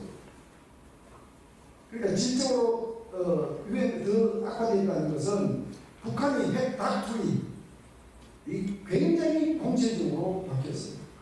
저는 제가 박사 논문을 쓸 때 썼던 부분입니다. 이게 정확하게. 보통 국가들이 핵무기를 처음 보유한 게 있잖아요. 내가 핵무기를 안 갖고 있다가 핵무기를 가지면 다른 나라들이만 나한테 신경 쓸 거 아닙니까? 그죠? 그걸 무마시키기 위해서 통상 하는 것이 겸손모드를 보여줍니다. 겸손모드. 그러니까 예를 들어서 우리가 핵을 지금 갖기는 갔는데 이거 절대로 다른 데 쓸 것이 아니야. 사용은 절대 없어. 다만 우리를 지키기 위해서 나 건드리지 마 라는 의미로 억제용으로 보유만 할 것이다. 사용은 하지 않는다. 이게 제가 시험을 풀어서 설명드릴 건데 이게 소위 First Generation Nuclear Strategy입니다. 제1세대 핵 전략입니다. 억제 only, deterrence only. 북한도 그렇게 겸손모드를 보였어요. 그래서 거기서 또 한숨 더 떠내요. 조금 더 발전을 했지만 역시 겸손모드. 나중에는 글쎄 우리도 핵을 언젠가나 사용할지도 모르겠지. 그러나 핵을 상대방이 가지고 있지 않는 비핵국에 대해서 내가 핵을 사용하는 일은 없을 것이야. 이것도 이제 또 겸손모드죠. 일종의. 북한이 정확하게 이 소수를 밟았습니다. 그런데 2세대로 넘어가, 2세대 핵 전략으로 넘어가면요. 누클리어 워파이팅 스트래티지거든요. 핵 전투 전략. 이거 2세대 전략입니다. 이 2세대 전략은요. 핵무기를 사용하기 위해서 만든 것이야. 핵전쟁도 해야 되면 하는 것이야. 전쟁을 하면 핵무기가 아무리 무섭지만 전쟁을 하는데 같이 죽는 전쟁하는 나라가 있습니까? 반드시 이겨야 하는 겁니다. 네. 그러니까 전쟁을 이긴, 그러니까 이 처음에 디터런스 온리 이 전략은요, 좀 유식한 말로 MAT로 부르죠. 그죠? 왜 대답을 안 하십니까? 아시죠? Mutually Assured Destruction. 상호 파괴 전략, 상호 확실 파괴 전략. 쉽게 얘기하면 같이 죽자 전략이죠. 같이 죽자. 이건 다른 전문 용어로는 NJ 전략으로 부릅니다. 아주 중요한 용어니까 잘 외워놓으십시오. 너 죽고 나 죽자. NJ 전략. 누구든지 나를 건드리면 나도 보복하니까 같이 죽는 거야. 나만 죽는 거 아니야. 그래서 이거는 이 전략하에서는요, 핵은 사용하는 목적이 아닌 겁니다. 그냥 나 건드리지 못하게 하는 겁니다. 이게 1세대거든요. 근데 2세대 핵전투, 누클리어 워파이팅으로 가면요, 핵전쟁을 해서는 내가 이겨야지만 내가 많은 사람 남고 너만 죽는 거 아닙니까? 그죠? 이 전략에 가서는 기습 공격도 해야 되고요, 또 상대방 취약점을 때리기도 해야 되고요, 상대방 핵무기보다 더 우세해야 되고, 우리가 더 우월해야 되고. 그러니까 이게 막 가정이 확 바뀝니다. 1세대 핵전략에서는요, 상대방하고 내하고 이 가지고 있는 핵 위력이 비슷할 때 가장 안전해요. 그렇잖아요. 내가 쟤를 때리고 싶은데, 쟤도 만만치 않게 가지고 있어. 저쪽도 마찬가지죠. 소위 누클리어 패러티, 핵 균형을 이룰 때 가장 둘 다 안전해진다. 이렇게 얘기해요. 근데 2세대로 가면요, 누클리어 수피리아리티가 필요한 거예요. 저쪽보다 우리가 우세해야 돼요. 그러니까 이만 가정도 틀리죠. 이게 이제 2세대로 가면 이게 강대국형 핵전략인데, 북한은 지금 그대로 거기를 따라와가지고 최근에는 핵 무력 정책법을 만들고 헌법에다가 핵 무력을 합법화시키고, 대한민국에 대해서는 핵 사용을 하겠다고 천명을 반복적으로 하고 있어요. 그것도 초기에 사용한대요. 초기에. 북한은 미국에 대해서는 NJ 전략이고요, 대한민국에 대해서는 누클리어 워파이팅 전략, 두 개 전략을 동시에 구사합니다. 굉장히 위험한 겁니다. 굉장히 위험한 겁니다. 김여정이가 뭐라고 그랬습니까? 저자님은 핵 무력의 목적은 억제만 있는 것이 아니다. 두 번째 핵 사명이 있다. 그것이 전쟁 초기에 적의 전쟁 의지를 소멸시키기 위해서 핵을 사용하는 것도 핵의 손해입니다. 이런 얘기를 북한 최고 지도자들이 막 쏟아내는데 우리 국민은 전혀 뭘 의미하는지도 몰라요. 북한이 만든 2013년도에 만든 핵 보유법, 또 2022년에 다시 만든 핵 무력 정책법, 그 안에 보면요 5조 6조 앞에 그 5조 뒤에는 6조 있는데 그 내용 이렇게 되어 있습니다. 북한은 비핵국에 대해서는 그 비핵국이 핵을 가진 국가와 연합해서 우리 공화국에 적대하지 않는 한 비핵국에 대해서는 핵을 사용하지 않는다. 이게 지금 대한민국한테 그게 친절하게 한 얘기까지 들립니까? 아닙니다. 대한민국하고 동맹 아닙니까? 우리는 미국의 확장국제에 의존하고 있지 않습니까? 전쟁을 하면 미국이 우리를 보호하도록 되어 있는 거 아닙니까? 그래 그 얘기를 바꿔 하면요. 비록 비핵국이라 하더라도 핵을 가진 국가와 연대해서 우리에 대항하면 그 비핵국가에 핵을 쓰겠다. 무시무시한 대남 핵 사용 조항을 채택하고 있다. 법으로 채택하고 있다. 국민들은 이런 문제에 대해서 전혀 몰라요. 전혀 몰라요. 뭐 과거 같으면 제가 TV 자주 나갈 때는 그뭐 백번 토론이 뭐 인대 나가서 제가 설명도 많이 하고 하는데 요즘 지난 저 5년 동안 저는 TV에도 한 번도 못 나갔습니다. 완전히 잘려가지고 그냥 한 번도 못 나갔어요. 예, 북한의 핵위협이 양적인 뿐 아니라 질적으로도 굉장히 위험해졌다는 사실을 명심해달라 하는 차원에서 제가 한사람 말씀을 드린 겁니다. 그다음에 이제 워싱턴 선언은 깊이 설명 안 드리겠습니다만 한마디로 우리 같은 사람은 양에 차지는 않지만 그래도 소중한 발전을 기했다. 없는 것보다 훨씬 나은 것들이 많이 생겼어요. 미국의 핵 전략 잠수함들이 한국이 차지 들어가버리는 거. 북한한테 어마어마한 억제이 되죠. 근데 이제 우리 양에 차지는 안 돼요. 저 같은 사람은 전술핵 재활용을 원하는데 거기에 미치지는 못하지만 그래도 지금 정부에 들어와서 확장 억제를 강화하는데 많이 기여했다. 그 다음에 한미 캠프 대립 이것도 사실은 굉장히 혁명적인 대목이죠. 일본 얘기만 하면 그냥 뭐 죽창가가 나오고 하는 이런 문화가 남아있는 정서가 남아있는 한국에서 그리고 과감하게 일본하고 공공교를 추진을 했는데 안보 차원에서 본다면 불가피한 일이라고 저는 생각합니다. 왜? 위에서부터 북주 대륙에서부터 옵니다. 북한, 중국. 그러니까 일본하고의 안보 공조는 싫거나 싫지 않거나 간에 우리가 불가피하게 갈 수밖에 없는 일이다. 앞으로 이 부분에 대해서는 우리 전문가들과 정부가 함께 다듬어 나가야 될 그런 디테일한 분야들이 굉장히 많이 남아 있습니다. 그러나 이제 큰 그림에서 그렇다 그 말씀을 드리고. 그다음에 이제 작년에 정착 위성 쏘고 남북 간의 우주 경쟁이 붙고 정착 위성 경쟁이 붙었잖아요. 그리고 이제 9.19 이 합의 군사합의가 폐기됐는데 이 군사합의 폐기가 또 우리 공론을 나누는 어떤 그런 역할을 하고 있는 걸 잘 알고 있습니다. 네, 그 군사합의에 대해서는 제가 여러 번 분석하고 글도 쓰고 발표도 하고 그러니까 더 자세한 걸 알고 싶으시면 저한테 개인적으로 연락하십시오. 제 글을 드리겠습니다.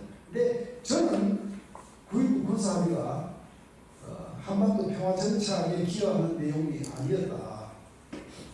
폐기된 것은 불가피한 일이었다. 그렇게 저는 평가하는 사람입니다. 제가 깊은 얘기는 못 드리더라도 한 대목만 예를 들어볼게요. 공중에 비행금지구역을 설정했지 않습니까? 그죠? 그러니까 개개주 지방에 뭐 20km, 저쪽에 40km 이렇게 해서 남북 폭 40km, 80km 안에는 고정기 항공기를 들어오지 못한다. 또 뭐 이 무인기 정찰도 못한다. 그 안에는 뭐 이제 이런 제한을 두었는데 그럼 여러분들 한번 생각해 보십시오. 평범한 시민이 강도하고 같이 살게 됐다고 생각해 보십시오. 통합자에게 같이 이웃을 하고 살고 있어요. 그런데 이 시민이 강도를 해칠 가능성은 없잖아요. 근데 강도는 시민을 해칠 수가 있고 절도하고 들어올 수도 있어요. 그러면 CCTV를 달아야 되지 않겠습니까? 그런데 강도하고 시민이 만나가지고 니캉나캉 우리 서로 공정하게 CCTV를 달지 않기로 하자. 이런 이 공정한 거예요.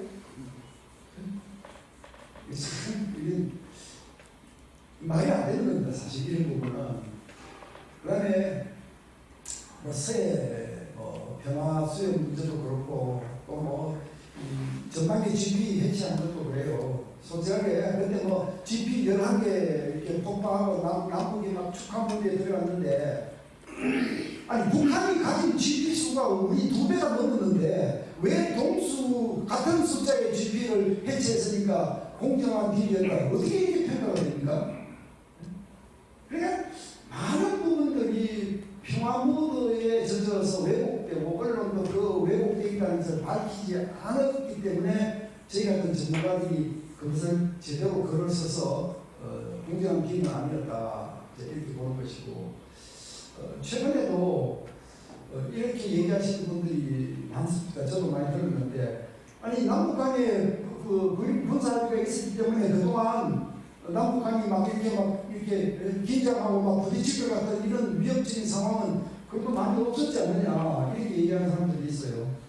그렇지 그 말이 맞는지는 모르겠는데 북한은 그거 군사합의 있음에도 불구하고 그냥 대포 쏠고 다 쏘고 무인기 다 침수 다 시키고 다 했잖아요. 예? 그 남북 군사합의 제1조에 한번 보십시오. 남과 북은 해상, 지상, 공중 모든 공간에서 일체 적대 행위를 하지 않았는데 이 1조 아닙니까? 예? 그 지켰습니까? 그러니까 그 말에 제가 동의하지는 않지만 동의한다고 하더라도 즉 다시 말씀드려서 그 군사합의 덕분에 남과 북이 위험한 순간을 그래도 덮고 지나간 점이 있다 하더라도 저는 이것을 의사에 비유하고 싶습니다. 상처가 나서 속이 골마가는데 그런데 이 의사가 환자를 불러서 그 속이 골마가는 것은 그대로 두고 그냥 바깥에 붕대를 예쁘게 감아가지고 거기다가 이 소독제 뿌리고 하니까 통증도 줄어들고 환자가 보기에는 아이고 이제 상당히 괜찮아졌네. 이거는 환자를 죽이는 길이잖아요. 네? 근데 그 환자가 그 의사를 보고 당신은 참 명의요 이렇게 얘기하면 그 환자는 정상적인 사고를 가진 것이라고 볼 수 없는 거죠.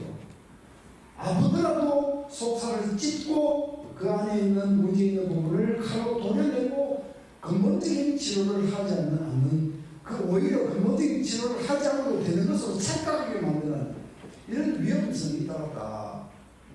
그 합의가 있었음으로 말미암아 북한이 핵무기 만드는 것도 자제하거나 중단하고 꼴찌 잘해보려고 노력을 했다면 그 논리는 성립되겠지만 북한은 오히려 그 합의라고 하는 장막 뒤에서 자기가 하고 싶은 만큼 핵 만들고 쏘고 싶은 만큼 미사일 쏘고 재작년 한 해에 제가 미사일 쏘는 걸 헤아려보니까 103기를 쏘았더라고요. 103기를. 작년 한 해에도 100기가까지 쏘았어요. 즉 금년에도 이미 한 13개 쏘았어요. 그러니까 이게 그런 장막이 오히려 북한이 하고 있는 일에 대해서 국민의 경계심을 푸는 역할을 하기 때문에 해악적인 요소가 더 많았다. 저는 그렇게 평가를 하거든요. 어쨌든 그런 일들이 한반도의 중요한 이슈였습니다. 제가 이제 벌써 오늘 60분이 되네요. 그리고 베트남 재판 얘기는 제가 꼭 좀 드리고 싶어요. 최상병 한국군의 뿌리 이거 뭐 우리 같이 계속 고민해 보십시다. 어느 것이 올바른 길인가. 근데 이 베트남 그 재판은 제가 쓴 글이 있습니다. 그것도 뭐 분석을 제가 많이 했는데 그 재판에 대해서 재판부에 대해서 이런 말씀을 좀 호소하고 싶어요. 첫째, 이 재판에서 우리 청룡부대가 가서 민간인을 죽였다는 이 부분에 대해서 그 현장, 베트남 현장은 피와 식별이 안 되는 소위 베트남이 전부 민간인 행세를 하면서 매복하고 갑자기 튀어나와서 아군한테 총질을 하고 하는 이런 상황에서 벌어진 전쟁인데 어떻게 양민이었다는 어떻게 확신하며 뭘 가지고 지금 증명할 수 있나. 단지 그 피해자라고 하는 가족이 말하는 입으로 하는 정의인가 그 다음에 이런 학살 사건이 있었다. 이건 다 베트남이 공산화되고 나서 공산 베트남 정부에 의해서 다시 작성된 자료들입니다. 그 자료들만 끌어서 우리 판사님이 그게 사실이다 이렇게 얘기할 수 있느냐. 사실일 수도 있고 아닐 수도 있지만 증명이 불가능한 거 아니냐. 이걸 법리적으로 그냥 일방적으로 정원을 인정하는 것은 마음에 들지 않는다. 이런 법리적인 문제도 있고요. 그 다음에 기준, 재판을 할 때는 국내 재판, 뭐 강도 사건, 뭐 이런 사건일 때는요, 2대 기준이 있지 않습니까? 진실 규명, 정의 구현, 뭐 법과 양심 이런 것들이 재판하는 기준 아닙니까? 그런데 국가 간의 이익이 상충되는 이런 국제 사건에 있어서는 국가 이익이라고 하는, 국익이라고 하는 기준도 우리 재판부가 염두에 둬야 되지 않느냐. 만약 이 재판이 대법원까지 패소가 되면 지금 그 한국국에서 피살된 사람들이 10,000명이 넘는다고 주장하는 글들이 지금 주장들이 있어요. 한국안에. 그럼 10,000명이 다 재수하면 그 대한민국은 그대로 가겠네요. 어떻게 하면 좋아요, 이러는데. 그러니까 이런 문제도 있고, 또 과거에 우리 명령 시절 동안 미국과 소련이 스파이 교환 같은 거 우리 많이 봤잖아요. 그걸 법으로만 따지면 스파이 교환이 됩니까? 저 스파이가 우리나라에 돌아와서 중계를 지어서 사익선고를 받고 복역 중인데 그거 풀어주잖아요. 국익이라고 하는 차원에서는 그 서로 교환해서 서로 살리는 것이 국가 이익에 도움이 된다. 그때는 국내 사법권을 자제하는 그런 원칙이 적용된다는 거. 그러니까 이 기준에 왜 국가 이익이라고 하는 것은 안 들어가느냐. 이게 이제 제가 좀 판사님들한테 호소를 하고 싶은 것입니다. 세 번째는 관례, 국제 관례. 국제 관례. 이 이제 재판 청구한 사람들은 민간인을 의도적으로 죽인 것은 범죄이므로 배상해야 한다. 이제 그 논리인 것 같아요. 근데 우리가 전쟁사를 공부해 보신 분들은 공감하실 겁니다만, 민간인을 고의로 많이 죽인 전쟁에서 민간인 개개인이 손해배상 청구하는 경우 보셨습니까? 독일이 유대인을 600만 명을 죽였는데 고의적으로 죽였잖아요. 고의적으로. 그런데 그 희생당한 600만 명의 가족들이 일일이 개인적으로 손해배상합니까? 아니잖아요. 불가능하잖아요. 그런 것들은 다 국가 대 국가 문제로 해결하는 거예요. 독일이 이스라엘에 대해서 계속 사죄하고 배상 보상도 보내고 아직까지도 사죄하잖아요. 국가 대 국가가 해결하는 것이지 개개인이 해결하는 불가능한 거예요. 불가능한 거예요. 미국이 히로시마 나가사키에 두 발의 원자 터뜨려서 수십만 명이 죽고 수만 명의 우리 한국 동포도 죽었습니다. 그거 의도적으로 살상하잖아요. 일본이 손을 들지 않으니까 이 트루먼 대통령이 많이 살상해서 빨리 조기한국을 끌어내자. 그렇게 해서 고의적으로 대도시에 떨어뜨린 거 아닙니까? 그런데 일본 희생자들이 개개인이 미국 법원에 제소한 거 보셨습니까? 불가능하거든요. 그 국제 관리에는 그런 게 없어요. 불가능하기 때문에. 다만 가해자 국가 지도자들은 처벌을 받아요. 뭐 니른베르크에서 뭐 독일 책임자들이 처형당하고 이런 건 있어요. 일본도 그랬고. 그런데 민간인 대량 학살에 대해서 개개인이 손해배상을 청구하는 국제 관리에는 맞지 않는다. 판사님들 이걸 좀 제고해 주십시오. 네, 이런 얘기를 하고 싶죠. 그런데 마지막으로는 도대체 이 사건을 이렇게 한국 법정에 가져온 사람들이 누구냐. 사실 저도 베트남을 방문해서 학술 회의를 하면서 이런 얘기를 한 적이 있는데, 과거에 우리 대통령들이 베트남에 가서 또는 저희 같은 학자들이 베트남에 가서 1960년, 70년에 있었던 전쟁 동안 한국인이 많은 베트남인들을 군인들을 하고 싸워서 피를 흘리고 이 과거에 대해서 참 유감으로 생각한다. 이런 말을 하면 베트남 정부는 그런 말씀하지 말라고. 베트남이 한사국들이 지금 그 말 하지 말라고. 왜? 한 베트남 관계 이만큼 발전하고 1년에 수천 명씩 베트남 며느리들이 이 땅에 들어오고, 지금은요 베트남 며느리들이 남은 그 베트남계 이세들이 매년 몇천 명씩 우리 군대에 호텔 갑니다. 예? 우리 국방을 지키는. 그러니까 지금 세상이 이렇게 바뀌는데 왜 그게 앞으로 우리 두 나라가 발전하는 미래지향적인 얘기만 하자. 이게 베트남 정부의 한결같은 입장이거든요. 그런데 누가 이 사건을 가져갑니다. 그러니까 그 가져간 사람들에 대해서 저는 이렇게 마음을 정리하고 있습니다. 그분들이 뭐 외교인 뭐 이런 거 모른다.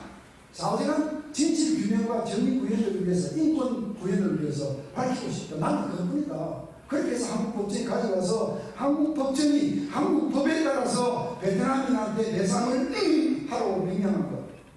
이거에 대해서 저는 그 사람들의 동기가 정말 그거라면 오케이. 한국이 법치국가로서 성숙한 법치국가로서 국제사회에서 인정받기 위해서 우리가 치료해야 할 비용이구나 이렇게 저는 받아들일 각오가 되어 있습니다. 예.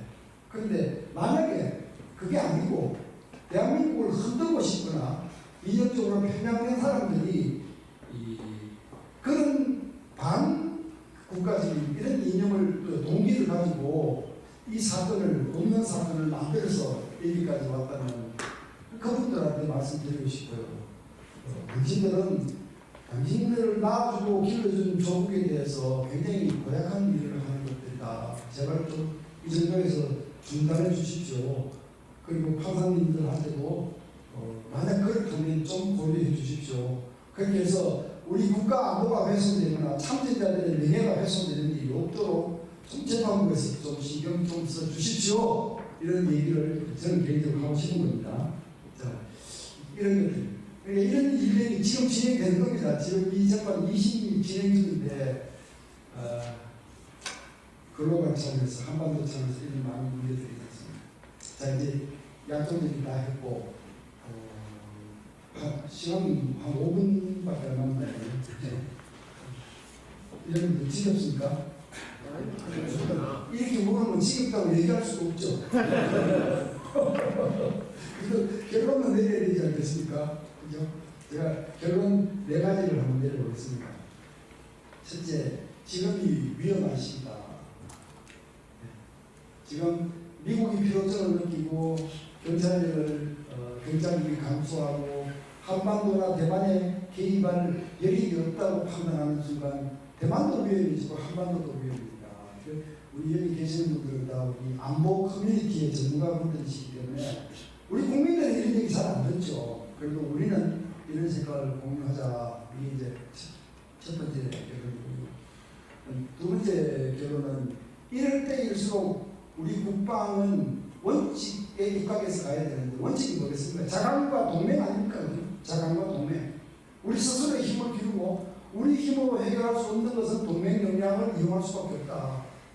지금 우리가 뭐 중국하고 전쟁할 겁니까? 러시아하고 전쟁할 수 있습니까? 우리 힘으로 안 되는 상대들이잖아요. 결국은 동맹이 필요하다. 근데 미국이 뭐 쇠퇴한다면서 쇠퇴하는 건 하는 거고요.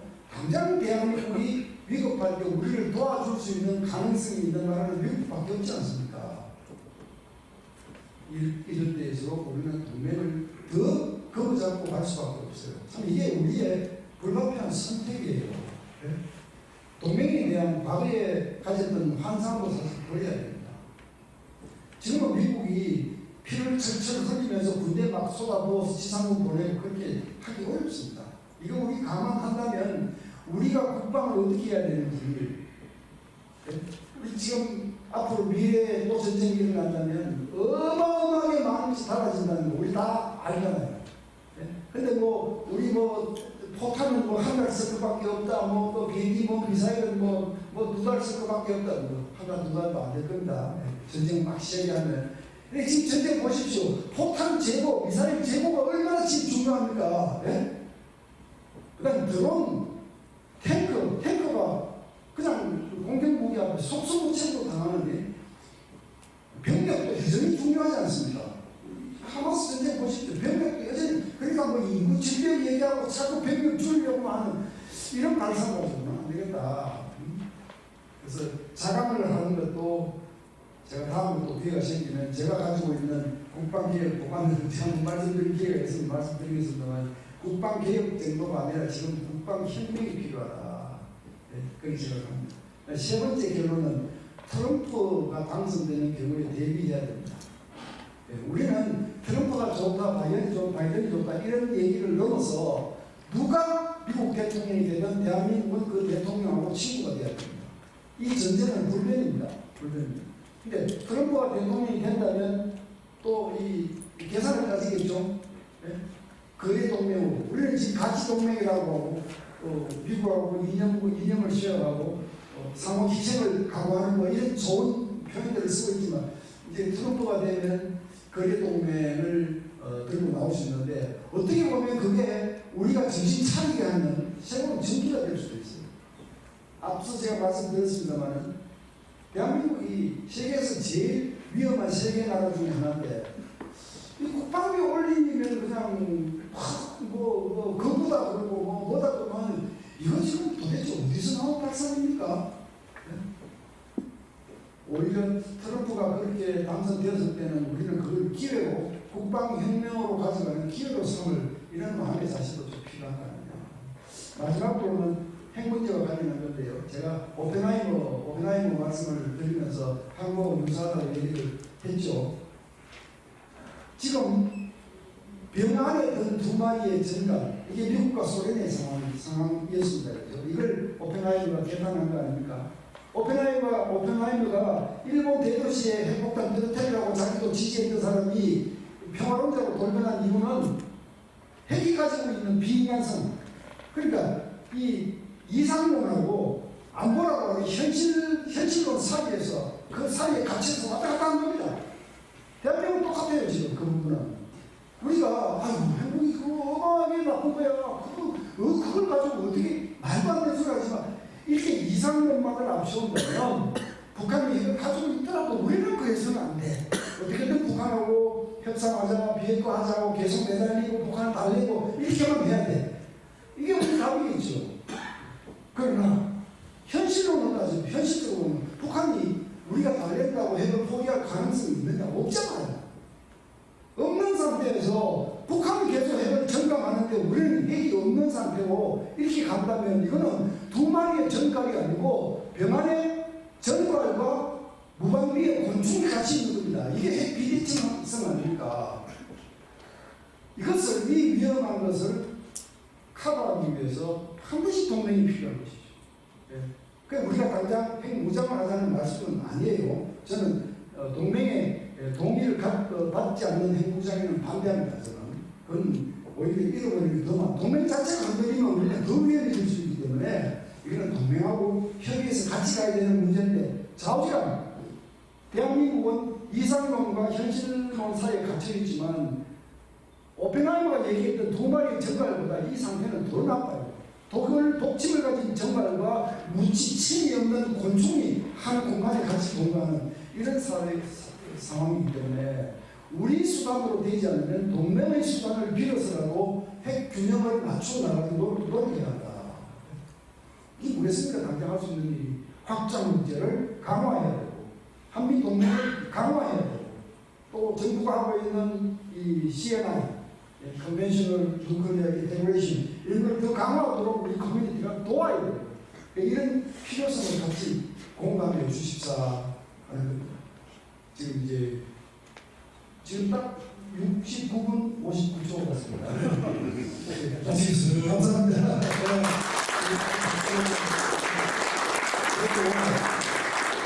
토론 시간이 지났고 여기 오신 분들이 우리 회원분들이 대부분인데 굉장히 바쁘고 뭐 하면서도 여기까지 발걸음을 하셨거든요.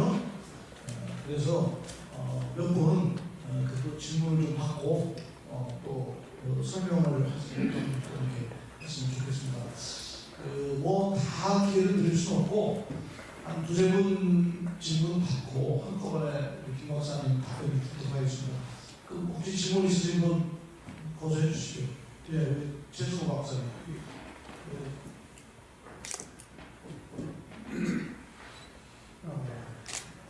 아주 폭넓게 전반적인 안보 문제에 대해서 강조해 주셔서 감사드리고, 제가 이제 포럼에서 북핵 대응 정책센터를 책임지고 있기 때문에 전문가시니까 제가 먼저 질문을 좀 드리는 게 맞겠다 싶어서 이뤘습니다. 국내에서는 지금 크게 이슈화되고 있지 않은데 지난주에 VOA를 보니까 미국의 그 고위 관리들 NSC의 손임국장이라든지 국무부의 존박이라든지 이런 분들이 북한 비핵화가 최종 목표지만은 중간 조치, 중간 단계의 필요성을 연이어 언급을 했습니다.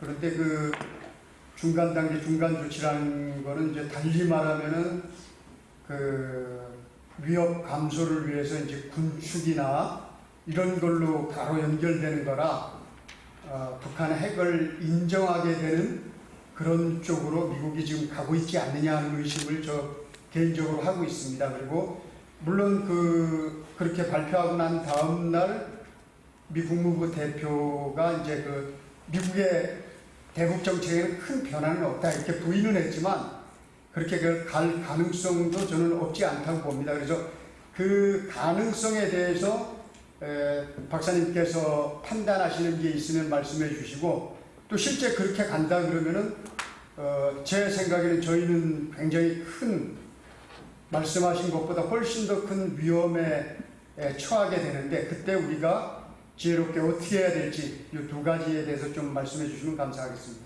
네. 바로 역변을 예. 지금 그 D&I 리포트에서 나온 얘기를 이제 하고 계시고 선언적 차원에서는 이거 저희 했습니다. 선언적 차원에서는 미국 정부가 지금까지는 북한을 비핵화시키는 외교적 방안이 중요하다는 얘기를 지가 쭉 해왔어요. 그러다가 이게 외교적으로 핵을 포기시킬 수 없기 때문에 북한이 핵을 사용하지 못하도록 억제하는 쪽으로 정책을 전환해야 한다. 이렇게 밝힙니다. 그 내용은. 그런데 선언적 차원이 그렇고요. 실제로 미국 관리들은 이미 오래전부터 그 길밖에 없다는 걸 알고 있었을 겁니다. 왜냐하면 저희 같은 사람들은 1990년 초반부터 북한이 핵개발 이 코스로 들어가면 후퇴는 절대로 하지 않는다. 그게 북한 정권의 특징이나 내부 사정을 보면 북한은 기필코 핵을 가질 것이고 중간에 협상은 다 시도 못합니다. 오십 것이다. 우리는 처음부터 그렇게 예상했었어요. 그러니까 저한테는 놀랄 일이 아니지만 그러나 적어도 우리 정부나 미국 정부가 공식적으로는 북한 비핵화라고 하는 외교적 수단을 통한 그 목표를 이렇게 앞세웠는데 이제는 꿈에서 깨어난 현실적인 입장으로 선회했다. 선언적 차원에서. 그러나 내막적으로는 이미 오래전부터 그 꿈에서 깨어 있었을 것이다. 그렇게 봅니다. 두 번째 후반 부분에 그렇게 함으로써 그 위험해진다라고 말씀하시는데 그 절대로 동의하지 않습니다. 그 군비 통제에서 말이죠. 예수님식 접근이 군비 통제에서 통한 적은 없습니다. 이게 무슨 얘기냐면 예수님은 상대방이 너를 사랑하기 전에 네가 먼저 상대방을 사랑하라 이렇게 가르쳤다는 거죠. 니카랑 내카랑 같이 핵무기 가지고 있는데 아유 그래 내가 먼저 핵무기 버릴게 나는 너를 사랑하기 때문에 너한테 도저히 이 핵을 가지고 있을 수가 없어 내가 버릴 테니까 너도 따라서 버려주겠지 이렇게 해서 먼저 자기 수단을 포기하는 군비통제 협상을 성공하는 예가 없습니다. 또 언제 성공하느냐 하면 군비통제 협상은 같이 가지고 있는 것이 서로에게 부담스러워서 이거 뭐야 너도 손해고 나도 손해네 이렇게 손해의식을 공유할 때 비로소 군비통제 협상이 시작됩니다. 이게 역사입니다. 북한 핵 문제 이걸 대입하면요 우리가 발가벗고 또는 한미동맹이 발가벗고 있는 상태에서 북한 비핵화를 요구하는 것은 이 군비통제 협상 이 진리에 비추어 보면 그건 처음부터 가능하지 않습니다. 그렇다면 뭐냐? 그래 너 핵 사용하면 미국도 핵 또는 한국도 핵 사용할 수 있어.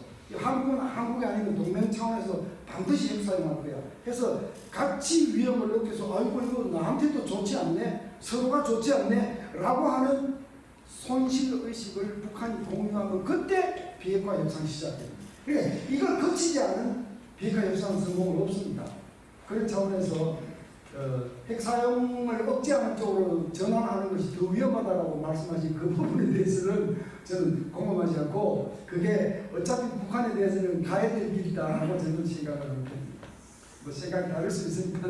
네, 감사합니다. 또 질문하시고. 네. 지난번 그 미국의 랜드 연구소하고 우리 아산정책연구원에서 북한핵 대비를 위해서 한국에서의 전술핵 사용을 지정하자 박사님이 핵무기 전문가이시니까 전술핵을 한국에서 사용하는 그 무기를 사전에 지정하자 100발 정도 이렇게 나왔거든요. 거기에 대해서는 어떻게 생각하십니까? 그거는 확장 억제력을 한 단계 더 높이는 대단히 방지한 조치죠. 임대를 할 수는 없나요? 그건 불가능한 겁니다. 미국이 핵무기 소유권을 넘겨준 경우는 없고 그건 상상도 할 수 없는 겁니다. 비록 나토에 있어서도 마찬가지입니다. 사람들이 누클리어 쉐어링이라고 하는 표현을 핵 공유라고 해석을 하는데 그거 상당히 잘못된 해석이에요. 그 관리를 공동으로 협의하는 것이 이거 핵무기의 그 소유권에 대해서는 절대로 이런 미국 에너지성 재산이죠. 그런데 북한 입장에서 보면 미국이 어떤 핵무기 일부분을 따로 딱 제껴놔놓고 제껴서 요거는 북한이 말 안 듣고 까보면 북한한테 사용하려고 따로 빼놓은 거야. 북한이 보기에는 종전보다 훨씬 더 마음이 어려워지죠. 대한민국을 핵공격을 하기 어려워지는 것이. 그래서 그거는 굉장히 바람직하고 쌍수를 들어서 환영하고 확장 억제를 한 단계 는 높인 것이다. 그러니까 앞으로 저 트럼프가 집권하든 누가 집권하든 한국에서 사용해야 될 핵무기를 지정하자. 사용 권한은 미국에 있더라도 그렇습니다. 예. 지정하자. 예. 이것을 강력히 주장할 필요가 있지 않은가. 그렇습니다. 예. 저는 개인적으로 그렇게 할 생각입니다. 그걸 그렇게 해야 될 것 같아요. 예. 대단히는 뭐 진입보호하는 조치입니다. 다음에 마지막으로 이제 우리 연구소의 위기관리센터 센터장입니다. 정철문 박사님.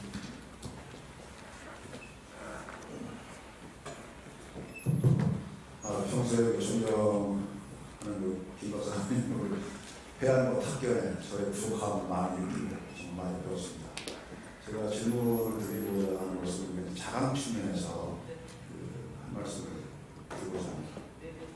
사실 미국이 소위 패권국가로서의 역량이 이제 감소되면서 사실 미국의 그 전통적인 외교 정치의 독립주의가 사실 일관되어 왔지 않습니까? 그러던 것이 이제 그 지난 트럼프가 크게 말씀하십시오. 잘안 들리나요?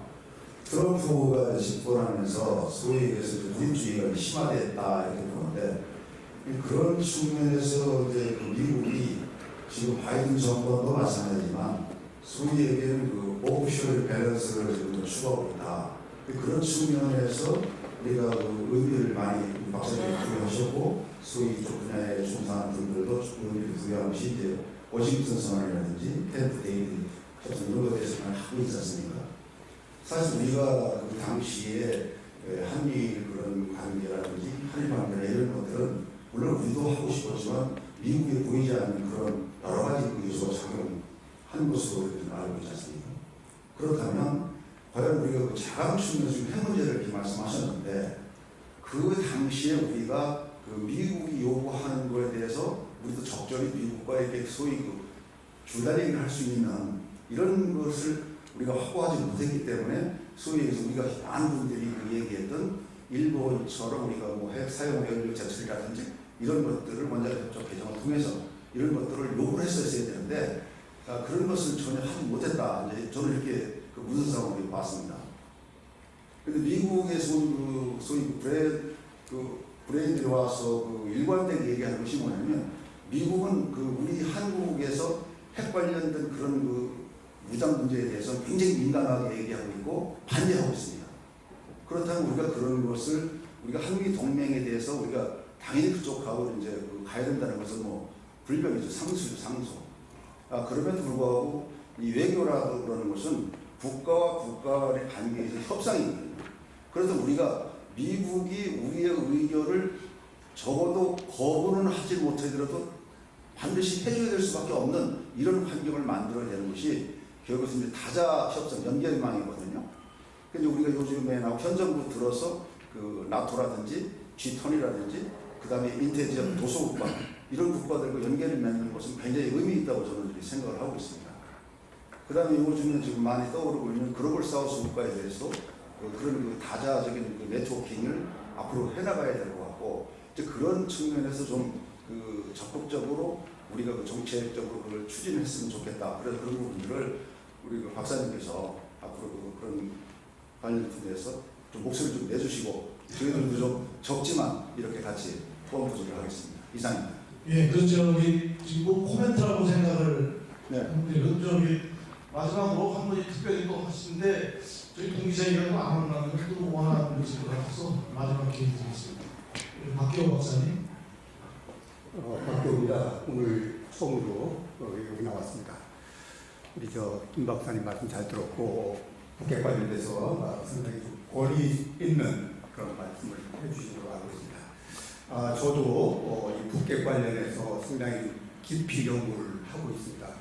저는 군사 분야보다는 정부가 해야 되는 비군사 분야라고 이렇게 했는데 민방위하고 국가 비상대비 차원에서 이렇게 많이 연구를 하고 있고 제가 쓴 책을 김영훈님하고 두 권을 드렸습니다.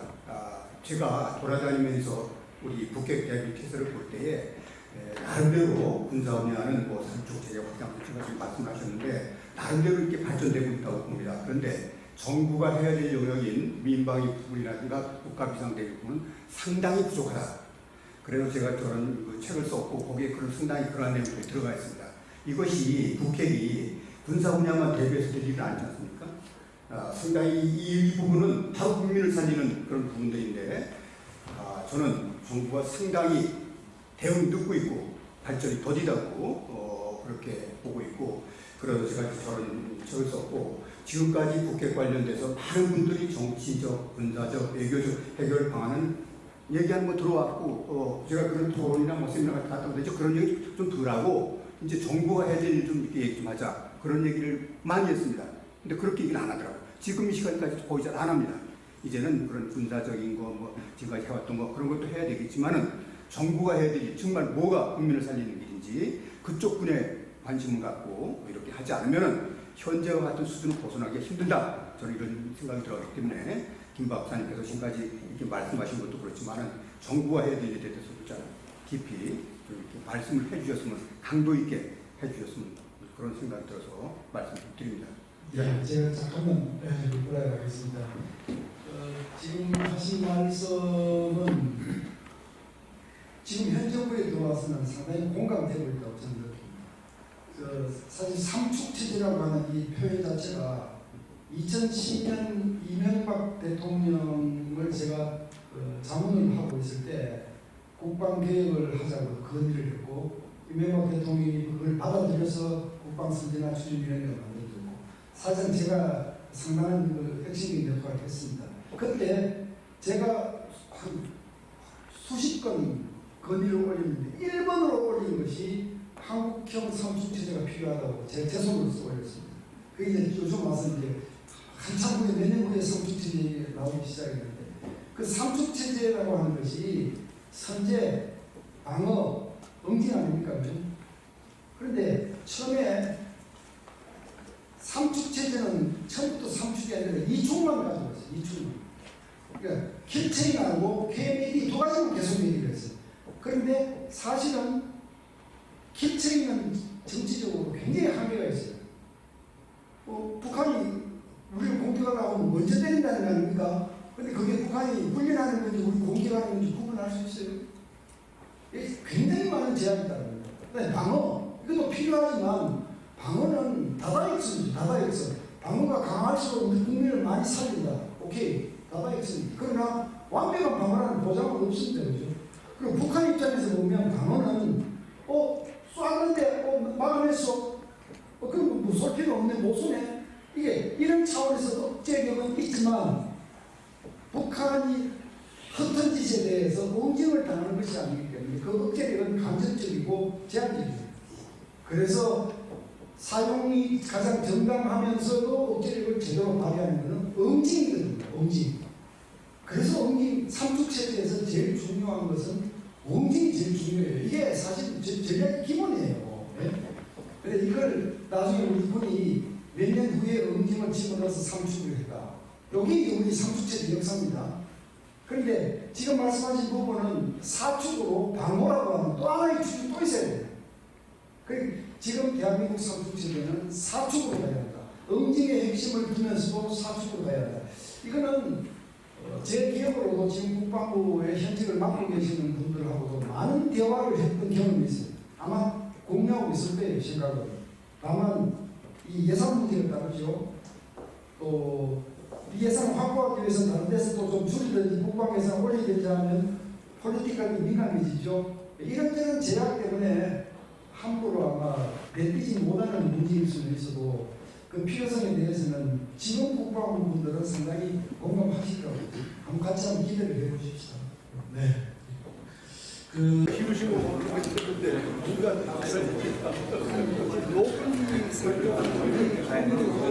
재수에서 그렇게 했으니까 그렇게 처리 안 했어요. 북한이 점령하고 있는 지역이 있지 않습니까? 적지역이니까 국교가 남는데 인간이 낙선해 우리가 그것도 또 제기하겠더라고. 내가 좀 결혼하고 살짝 이런 거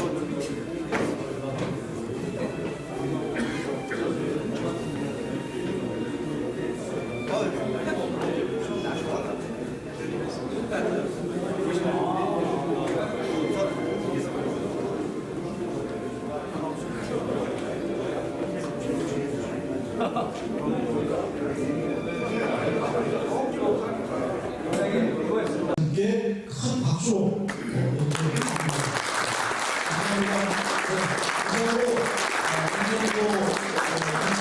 이상으로 2차 정기포럼 행사를 마치겠습니다. 다음은 한 2개월 후에도 좋은 주제 갖고 찾아뵙도록 하겠습니다.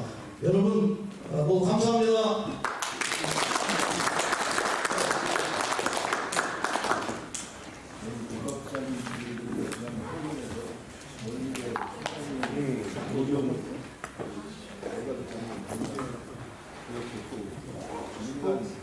희생자 무덤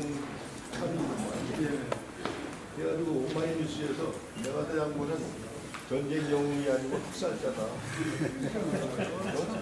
학살자다.